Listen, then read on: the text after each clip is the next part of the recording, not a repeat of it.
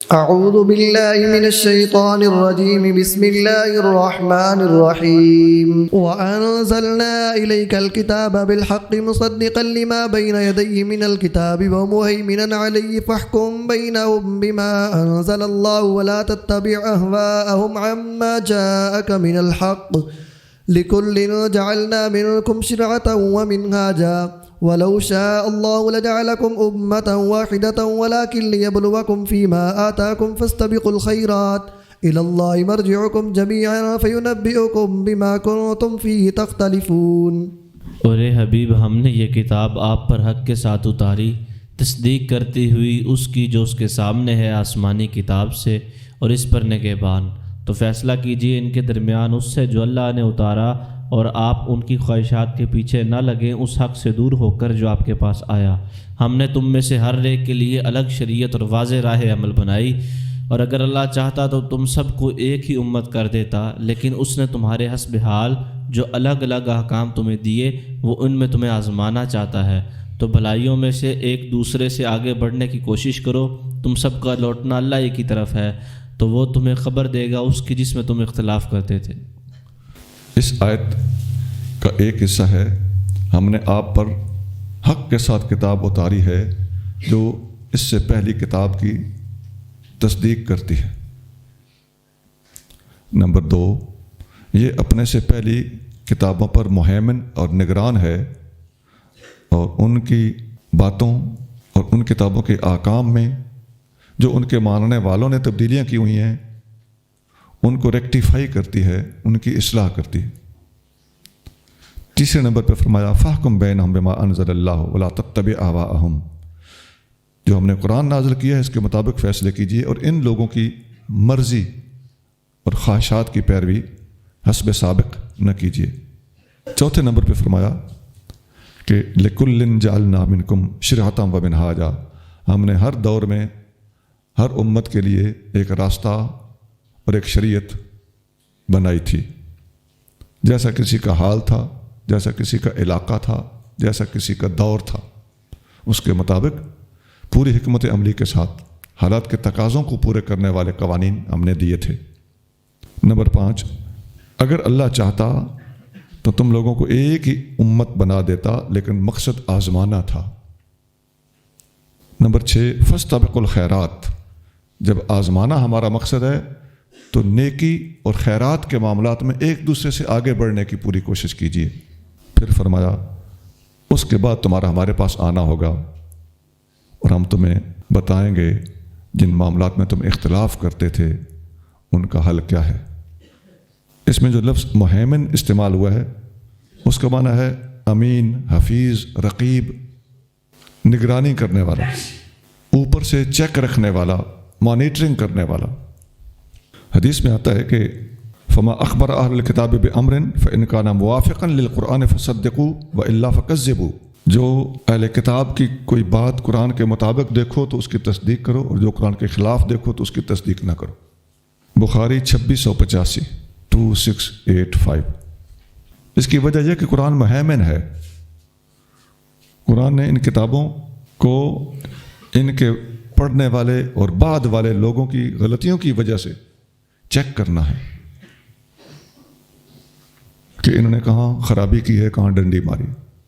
آگے چلیے سے وَأَنِ احْكُم بَيْنَهُم بِمَا أَنزَلَ اللَّهُ وَلَا تَتَّبِعْ أَهْوَاءَهُمْ وَاحْذَرْهُمْ أَن يَفْتِنُوكَ عَن بَعْدِ مَا أَنزَلَ اللَّهُ إِلَيْكَ فَإِن تَوَلَّوْا فَاعْلَمْ أَنَّمَا يُرِيدُ اللَّهُ أَن يُصِيبَهُم بِبَعْضِ ذُنُوبِهِمْ وَإِنَّ كَثِيرًا مِّنَ النَّاسِ لَفَاسِقُونَ۔ اور ہم نے قرآن میں فرمایا کہ اے حبیب آپ فیصلہ کریں ان کے درمیان اس کے ساتھ جو اللہ نے اتارا، اور پیچھے نہ لگیں ان کی خواہشات کے، اور آپ ان سے بچتے رہیں کہیں وہ آپ کو پھیر نہ دیں اس کے کچھ حصے سے جو اللہ نے آپ کی طرف نازل فرمایا۔ پس اگر وہ روگردانی کریں تو جان لو اس کی وجہ یہی ہے کہ ان کے بعض گناہوں کے سبب اللہ انہیں سزا دینا چاہتا ہے، اور بے شک بہت سے لوگ ضرور نافرمان ہیں۔ اس آیت کا خلاصہ یہی ہے کہ اے محبوب صلی اللہ علیہ وسلم، جو کچھ اللہ نے آپ پر نازل کیا ہے آپ نے اس کے مطابق فیصلے کرنے ہیں اور ان کی مرضی نہیں ہونے دینی۔ فعلم، جان لیجئے، انما یرید اللہ، ان یصیبہم ببعض ذنوبہم، اللہ یہ چاہتا ہے کہ ان لوگوں کے گناہ اور سرکشیوں کی سزا ان کو ملے۔ وَإِنَّ كَثِيرًا مِنَ النَّاسِ لَفَاسِقُونَ، لوگوں میں سے بہت سے لوگ فاسق ہیں جو اللہ کے نازل کیے ہوئے احکام کو، قوانین کو ماننے سے گریزاں ہیں۔ مگر اے مسلمانوں، آپ لوگوں نے اپنے دین پر، اپنے قرآن پر، اپنے قانون پر ڈٹ کے دکھانا ہے۔ آگے چلیے جی۔ أفحكم الجاهلية يبغون ومن أحسن من الله حكما لقوم يوقنون، کیا وہ جاہلیت کا حکم چاہتے ہیں اور اللہ سے بہتر کس کا حکم ہو سکتا ہے یقین رکھنے والوں کے لیے؟ یہ مختصر سی آیت ہے، ذرا اس پہ غور کرنا کہ کیا یہ جاہلیت کا حکم چاہتے ہیں؟ حکم سے مراد قانون اور لا، اور اللہ تعالیٰ سے بہتر قانون کس کا ہو سکتا ہے؟ دوسرے قانون کو اللہ تعالیٰ جہالت کا قانون قرار دے رہا ہے۔ اب اسلام کے قانون پر اعتراض ہوتا تھا کہ جی یہ تو قتل کے بدلے میں قتل ہو گیا، ایک بندہ پہلے گیا، دوسرا اس قانون نے مار دیا۔ بڑی پرانی بات ہے، چائنا میں کار چوری کرنے کے جرم میں 28 بندوں کو پھانسی دی گئی۔ یہ تقریباً 45 سال کے لگ بھگ پہلے کی بات، اس زمانے میں ہم نے اخبار میں پڑھا تھا۔ ہاں جی، کار چوری کرنے کی وجہ سے 28 بندے پھانسی لگ گئے۔ بندہ مار کے بندہ مارو تو یہ انہیں ظلم نظر آتا ہے، اور کار چوری کرنے پر بندہ مار دو تو یہ انہیں عین انصاف نظر آتا ہے۔ یہ میں نے ایک ادنی سی مثال دی، اس طرح کی اور مثالیں بہت ہیں۔ اسلام کے علاوہ دوسرے ملکوں کے قوانین میں سزائے موت کے قوانین موجود ہیں کہ نہیں؟ تو کس وجہ سے ہیں؟ وہ قتل کے علاوہ بہت سے معاملات کی وجہ سے بھی قتل کر رہے ہیں۔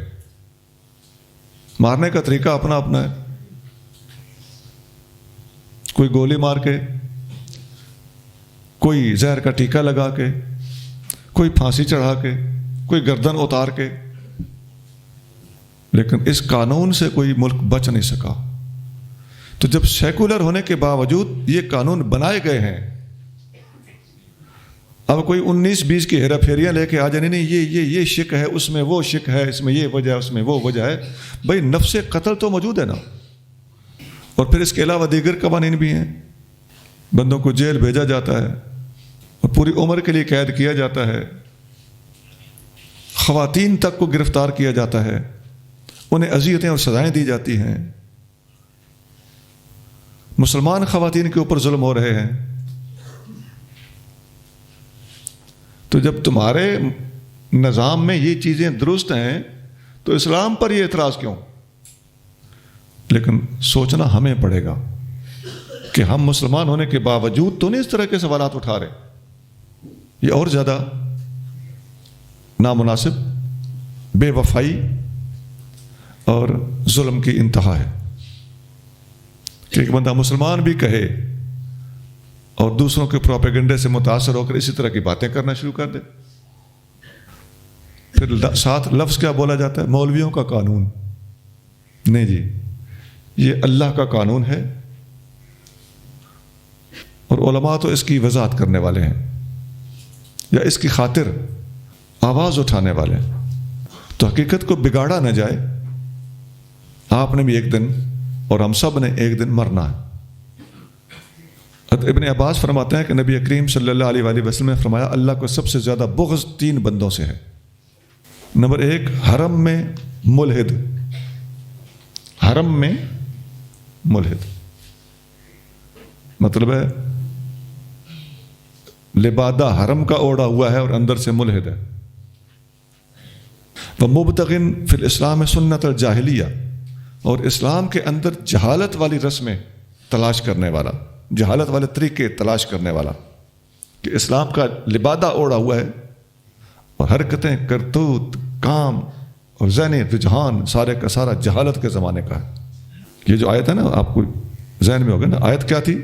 افحکم الجاہلیت یبغون، کیا یہ لوگ جہالت کے وقت کا قانون ڈھونڈتے ہیں؟ اب اس کی وضاحت حدیث میں ہو رہی۔ حرم میں ملحد اور اسلام کے اندر جاہلانہ طریقہ کار تلاش کرنے والا، کہ لیبل اسلام کا رہے اور کروں اپنے کرتوت. وَمُطَّلِبُ دَمِ امْرِئٍ بِغَيْرِ حَقٍ لِيُحْرِقَ دَمَهُ، اور کسی مسلمان نہ حق خون کرنے کی کوشش کرنے والا. بخاری 6882 6882. يا أيها الذين آمنوا لا تتخذوا اليهود والنصارى أولياء بعضهم أولياء بعض ومن يتولهم منكم فإنه منهم إن الله لا يهدي القوم الظالمين. اے ایمان والو، یہود اور نصارہ کو اپنا دوست نہ بناؤ، تمہارے خلاف وہ آپس میں ایک دوسرے کے دوست ہیں، اور اگر تم میں سے کسی نے انہیں دوست بنایا تو وہ انہی میں سے ہوگا، بے شک اللہ ہدایت نہیں فرماتا ظالم قوم کو. یہود و نصارہ کو اپنا دوست نہ بناؤ، یہ آپس میں ایک دوسرے کے دوست ہیں، اور جو تم میں سے ان کے ساتھ دوستی رکھے گا وہ انہی میں سے ہوگا. یہ بڑی تغلیظ ہے جی، بڑی سخت ممانعت ہے، اور ہمارا ان کی طرف جھکاؤ ہو ہی انہیں اپنے بڑے آقا اور فیصلہ کن اور سپر پاور سمجھ کر. یہ آیت ایسے لوگوں پر 100% چسپاں ہو رہی ہے. حضرت عمر فاروق رضی اللہ تعالیٰ عنہ نے حضرت ابو موسیٰ اشعری کو حکم دیا کہ اپنا حساب کتاب، آمدنی اور اخراجات سارا میرے سامنے پیش کرو. وہ سب انہوں نے لکھ کر فاروق اعظم کو دیا، اور وہ لکھا ہوا کیسے تھا؟ وَكَانَ لَهُ كَاتِبٌ نَصْرَانِيٌّ فَرَفَعَ إِلَيْهِ ذَلِكَ. حضرت ابو موسیٰ اشعری نے ایک عیسائی کاتب رکھا ہوا تھا، تو اسے لے کر فاروق اعظم کے پاس آگے کہ لاؤ اپنا رجسٹر اور چلتے ہیں. ادھر گئے، اس بندے کو ابو موسیٰ اشعری مسجد کے باہر کھڑا کر کے اندر آئے، ساتھ تو لائے، مسجد کے باہر کھڑا کر دیا، اور فاروق اعظم رضی اللہ تعالیٰ عنہ سے آ کے کہنے لگے کہ یہ بندہ ذمہ دار ہے اور اس کے پاس یہ سب کچھ لکھا ہوا ہے. تو فاروق اعظم نے اس بندے سے کہا، وہ مسجد کے باہر کھڑا تھا، آپ مسجد کے اندر بیٹھے تھے، تو ظاہر ہے قریب قریب ہوں گے، وہ مسجد کے دروازے کے باہر ہوگا. تو فاروق اعظم نے پوچھا کہ شام سے ایک خط آیا ہے، وہ مجھے پڑھ کے سنا سکتے ہو؟ تو اندر آؤ سناؤ. تو ابو موسیٰ اشعری نے جواب دیا کہ حضور یہ مسجد کے اندر نہیں آ سکتا. فرمایا کیوں؟ ناپاک ہے، جنابت میں ہے.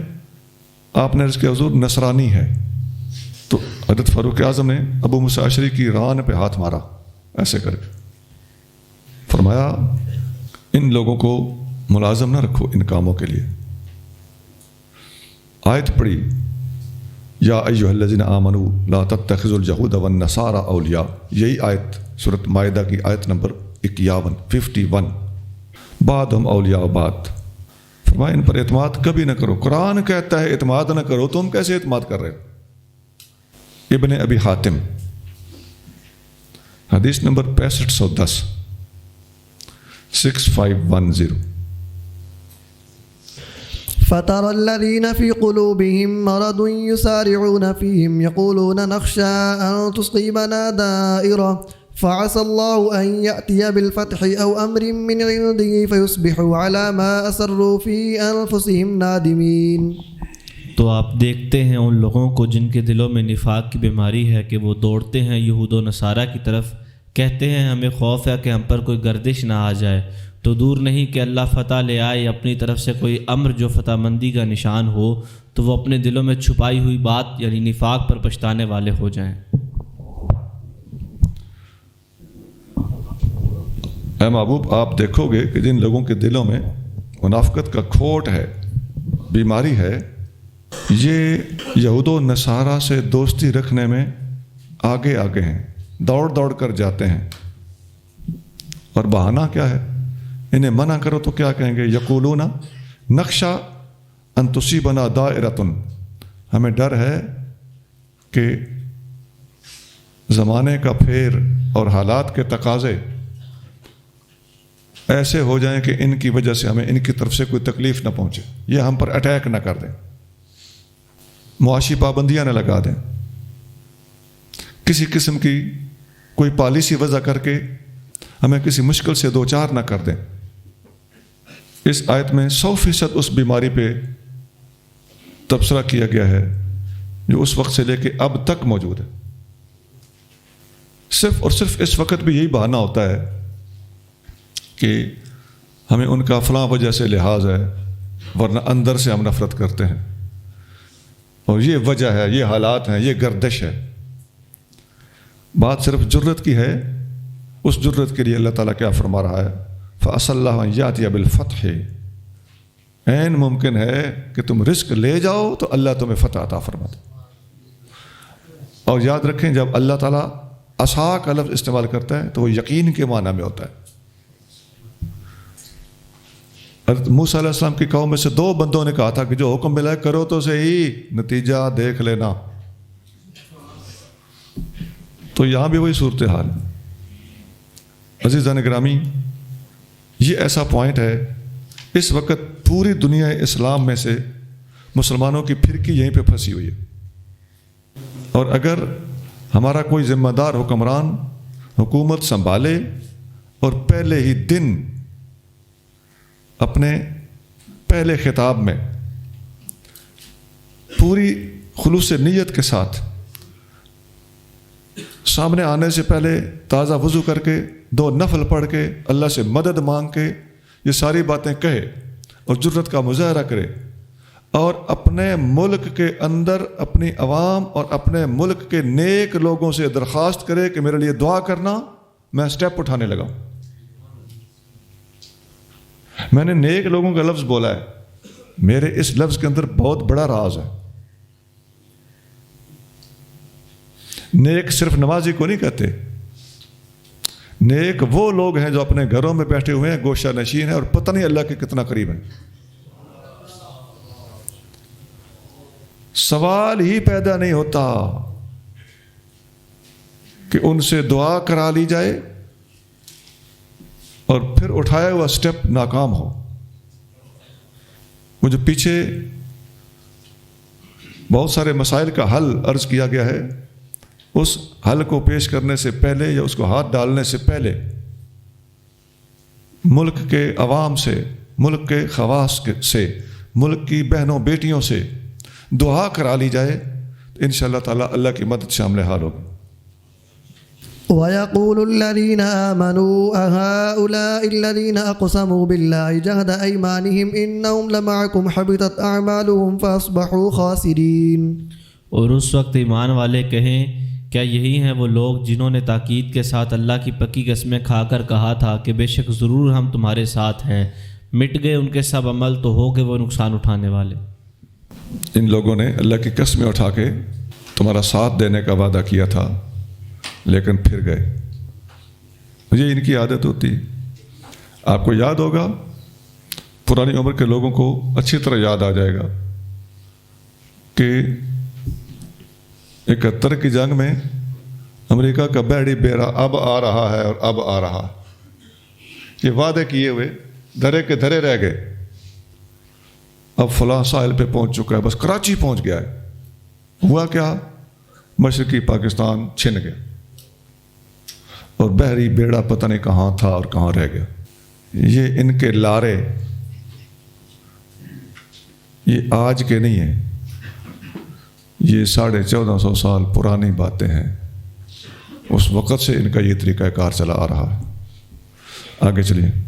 يا أيها الذين آمنوا من يرتد منكم عن دينه فسوف يأتي الله بقوم يحبهم ويحبونه أذلة على المؤمنين أعزة على الكافرين يجاهدون في سبيل الله ولا يخافون لومة لائم ذلك فضل الله يؤتيه من يشاء والله واسع عليم۔ اے ایمان والو، تم میں سے جو مرتد ہو جائے اپنے دین سے تو ان قریب لائے گا اللہ ایسی قوم کو کہ اللہ ان سے محبت کرے گا اور وہ اللہ سے محبت کریں گے، نرم ہوں گے مومنوں پر، سخت ہوں گے کافروں پر، جہاد کریں گے اللہ کی راہ میں اور کسی ملامت کرنے والے کی ملامت سے نہ ڈریں گے۔ یہ اللہ کا فضل ہے، جسے چاہتا ہے دیتا ہے، اور اللہ بڑی وسعت والا، بہت علم والا ہے۔ اس میں پہلی بات تو یہ ہے کہ اے ایمان والو، اگر تم میں سے کوئی مرتد ہو جائے گا اپنے دین سے تو اللہ تمہاری جگہ پر اس قوم کو لے آئے گا کہ اللہ ان سے محبت کرتا ہوگا اور وہ قوم اللہ سے محبت کرتی ہوگی۔ نمبر 2، اذلۃ علی المؤمنین اعزۃ علی الکافرین، وہ نئی آنے والی قوم ان مرتدین کی جگہ پر وہ مومنوں کے لیے نرم اور کافروں کے لیے سخت ہوگی۔ نمبر 3، وہ اللہ کی راہ میں جہاد کریں گے، ولا یخافون لومۃ لائم، اور کسی ملامت کرنے والے کی ملامت سے ڈرتے نہیں ہوں گے۔ نمبر 4، ذالک فضل اللہ یؤتیہ من یشاء واللہ واسع علیم، یہ اللہ کا فضل ہے، جسے چاہتا ہے دیتا ہے۔ اب اس کے اجزاء پہ ذرا غور کیجئے۔ پہلے نمبر پہ فرمایا کہ اگر کوئی تم میں سے مرتد ہو جائے گا تو اللہ تعالیٰ تمہاری جگہ پہ اس قوم کو لے آئے گا کہ اللہ اس قوم سے محبت کرتا ہوگا اور وہ قوم اللہ سے محبت کرتی ہوگی۔ سیدنا علی المرتضیٰ رضی اللہ تعالیٰ عنہ یہی آیت پڑھ کر فرماتے ہیں کہ جب نبی کریم صلی اللہ علیہ وآلہ وسلم کے بعد کچھ لوگ مرتد ہوئے تو ان مرتدوں کو اللہ نے اس مرتدوں کو ختم کرنے کے لیے اللہ نے اس بندے کو کھڑا کیا کہ اللہ اس بندے سے محبت کرتا تھا، اور وہ بندہ اللہ سے محبت کرتا تھا، اور اس کا نام ابو بکر صدیق ہے۔ ابن جریر 95:12، ابو بکر صدیق اور اس کے ساتھی۔ مختلف تابعین کے اقوال بھی ہیں، حضرت ضحاک بھی فرماتے ہیں، سیدنا حسن بصری بھی فرماتے ہیں کہ جس بندے کو اللہ نے مرتدین کا مقابلہ کرنے کے لیے چنا وہ ابو بکر صدیق تھے، اور حضرت حسن بصری فرماتے ہیں اللہ کی قسم وہ ابو بکر صدیق تھے۔ ابن ابی حاتم 6537 6537۔ حضرت انس بن مالک رضی اللہ تعالیٰ عنہ فرماتے ہیں کہ جس وقت مرتد کھڑے ہو گئے، زکوٰۃ کا انکار کرنے والے کھڑے ہو گئے، تو اس وقت ابو بکر صدیق اپنی تلوار لٹکا کر اکیلے نکلے، اور تمام صحابہ نے پہلے اس کام کو ہاتھ نہ ڈالنے کا مشورہ دیا، تو جب اکیلے نکل پڑے صدیق اکبر تو سب کے سب کو صدیق اکبر کے پیچھے نکلنا پڑا۔ ابن مسعود فرماتے ہیں کہ ابتدائی دور تھا، لیکن ابتدا میں ہم صدیق اکبر سے متفق نہیں تھے، لیکن جب نتیجہ دیکھا تو ہم نے اللہ کا شکر ادا کیا کہ ہم نے صدیق اکبر کا ساتھ دیا ہے۔ ذالک فی الابتداء ثم حمدناہ علیہ فی الانتہاء۔ اور حضرت ابو حسین یہ تابعی ہیں، یہ فرماتے ہیں ما ولد بعد النبیین مولود افضل من ابی بکر الصدیق رضی اللہ عنہ لقد قام مقام نبی من الانبیاء فی قتال اہل الردہ، کہ اللہ نے نبیوں کے بعد ابو بکر سے افضل بندہ پیدا ہی نہیں کیا، اس لیے کہ اس نے مرتدین کے مقابلے پر انبیاء کی طرح نوٹس لیا، انبیاء جیسا نوٹس، جس طرح انبیاء نوٹس لیتے رہے اس طرح کا نوٹس لیا۔ بغوی جلد اول صفحہ 688 668 68۔ جس وقت نبی پاک علیہ الصلوۃ والسلام نے پردہ فرمایا تو 3 طرح کے لوگ تھے جنہوں نے نبوتوں کے بھی دعوے کیے۔ اسود انسی یہ یمن کا تھا، اس کو حضرت فیروز دہلوی رضی اللہ تعالیٰ نے قتل کیا۔ یہ نبی پاک علیہ الصلوۃ والسلام کے زمانے میں ہی مرتد ہو چکے تھے۔ یہ تینوں کانا قد ارتد فی حیات النبی 3 فرق، 3 طرح کے لوگ حضور کے زمانے میں مرتد ہو چکے تھے۔ نمبر 1 اسود انسی، اس کو حضرت فیروز دہلوی نے قتل کیا، یہ حضور کے زمانے میں قتل ہو چکا تھا۔ اور مسلمہ کذاب یہ بھی یمامہ میں تھا، اسے حضرت وحشی رضی اللہ تعالیٰ نے جنگ یمامہ میں صدیق اکبر کے زمانے میں قتل کیا۔ اور بنو اسد کے طلیحہ، اس نے بھی نبوت کا دعویٰ کیا، لیکن ابو بکر صدیق رضی اللہ عنہ کے زمانے میں وہ مسلمان ہو گیا، ثم حسن اسلام ہو، پھر وہ مخلص مسلمان بن گیا۔ یہ تو تھے حضور صلی اللہ علیہ وسلم کے زمانے میں مرتد ہونے والے۔ ثم ارتد بعد وفات النبی صلی اللہ علیہ وآلہ وسلم فی خلافت ابی بکر رضی اللہ عنہ خلق کثیر، پھر بہت سے لوگ نبی پاک علیہ الصلوۃ والسلام کے وصال کے بعد صدیق اکبر کے زمانے میں مرتد ہوئے، حتیٰ کہ اللہ تعالیٰ نے مسلمانوں کو ان کی سرکوبی کی توفیق دی، اور ابو بکر صدیق نے ان سرکوبی کرنے والوں کی قیادت کی۔ اما عائشہ صدیقہ فرماتی ہیں توفی رسول اللہ صلی اللہ علیہ وآلہ وسلم وارتدت العرب، نبی کریم صلی اللہ علیہ وآلہ وسلم کا وصال ہوا اور مرتد ہو گئے عرب، اور وشرعب النفاق، اور نفاق پھوٹا، تو وَنَزَلَ بِأَبِي بَكْرٍ مَا لَوْ نَزَلَ بِالْجِبَالِ الرَّاسِيَاتِ لَهَادَهَا، ابو بکر صدیق کو ان مشکلات کا سامنا کرنا پڑا کہ اگر وہ مشکلات پہاڑ پر آتی تو پہاڑ بھی ٹوٹ جاتا۔ بغوی جلد اول 689۔ صدیق اکبر کی دلیری اور بہادری پر بڑی باتیں پہلے ہوئی ہیں، یہ بھی ذرا ساتھ شامل کرنا۔ ابو بکر صدیق نے فرمایا اللہ کی قسم جس نے نماز اور زکوٰۃ میں فرق کیا میں اس کے خلاف ضرور جنگ کروں گا، اور اللہ کی قسم اگر یہ لوگ ایک دمبی بھی نبی پاک صلی اللہ علیہ وسلم کے زمانے میں زکوٰۃ کے طور پر دیتے تھے تو اب انکار کریں گے تو میں اس کی خاطر ان سے جنگ کروں گا، تاکہ ملک کا قانون اور اسلام کا قانون ڈھیلا نہ ہونے پائے۔ حضرت عمر فاروق فرماتے ہیں اللہ کی قسم اللہ نے سب ابو بکر کا سینہ کھول رکھا تھا، ہمیں فی الحال سمجھ نہیں آ رہی تھی، اور ہمیں بھی بعد میں جب سمجھ آئی تو ہم جان گئے کہ ابو بکر صدیق حق پر تھے۔ فعرفت انہ الحق، بخاری 1399، بخاری 1399 1399۔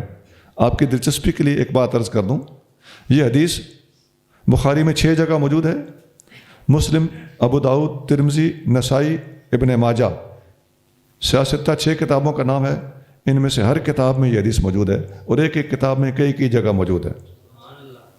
نسائی میں تقریباً 8-10 جگہ موجود ہے۔ سبحان ربک رب العزت عما یصفون وسلام علی المرسلین والحمد للہ رب العالمین۔